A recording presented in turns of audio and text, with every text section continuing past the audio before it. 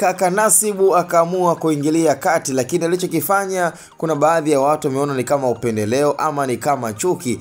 Bwana Diamond kwanza ameweza kuposti na kushow love nyimbo ya kijana Ibra ambaye kwa sasa yupo kwenye mchakato mkubwa na ugomvi mkubwa na chuki kubwa baina ya yeye pamoja na bosi wake. Bwana Diamond Platnumz kwanza ameposti nyimbo ya Dogo Janja ya copy and paste, na huku akiweza kushow love kwa mapenzi ya dhati. Ila katika issue nyingine ni mara baada ya kuonekana kabisa kwamba Harmonize yuko serious na issue ya kupewa bilioni 1 yake. Yani ameweza kutoa ushauri na kumwomba Ibra kwamba afanye afanyavyo, hata ni kwa kuchangisha kama ni kwa kuomba, lakini anachokitaka ni pesa zake. Kwa hiyo ameweza kutoa onyo kwamba asifanye chochote cha kutaka kukiuka mkataba vile ambavyo ulikuwa unasema. Kwa hiyo kama waliweza kukubaliana, basi nataka aondoke akiwa yuko na uhuru wake. Kwa hiyo anachokihitaji Bwana Harmonize ni bilioni 1 zake yeye, licha kwamba tunajua kabisa kwamba hata kama akipewa bilioni 1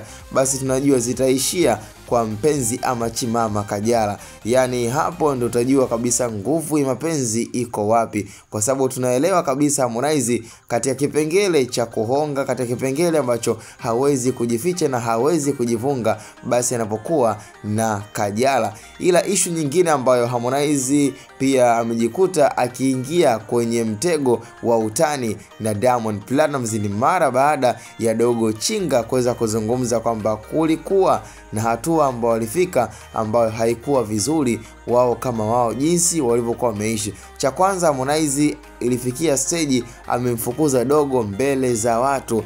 Huo ulikuwa ni moja ya mkasa ambao kauzungumzia Ibra, lakini issue nyingine ni kuhusiana na issue ya kumuita chumbani. Harmonize ilionekana kabisa kwamba sijui ni upwilu ama naweza kusema kabisa ugwadu bwana, kwa hiyo siku ulikuwa umemzidi kwa kiasi kwamba ikabidi agonge hodi na kumtaka Dogo Janja aweze kuja chumbani ili mradi wa bonge. Nafikiri ni swala ambalo halijakaa vizuri, yani kwa mtoto wa kiume kumuita mtoto wa kiume mwenzi tena wakiwa usiku. Tena imeonekana kabisa kwamba alikuwa katika mazingira ambayo ilikuwa ni rahisi sana kwa Ibra kuelewa nini kinachotaka kutokea. Kwa hiyo ni mchongo ambao kwa sasa bwana haujakaa vizuri na haujakaa poa. Inaonekana kabisa kwamba Harmonize alishindwa kujishikilia, na mwisho siku bwana Ibra akazungumza kwamba yeye sio punga na yeye sio mtu wa pigo hizo, yeye ni msela. Kwa hiyo kwenye swala ambalo la kupakuliwa lilikuwa ni swala ambalo halijakaa vizuri, lilikuwa limekaa kiushamba sana.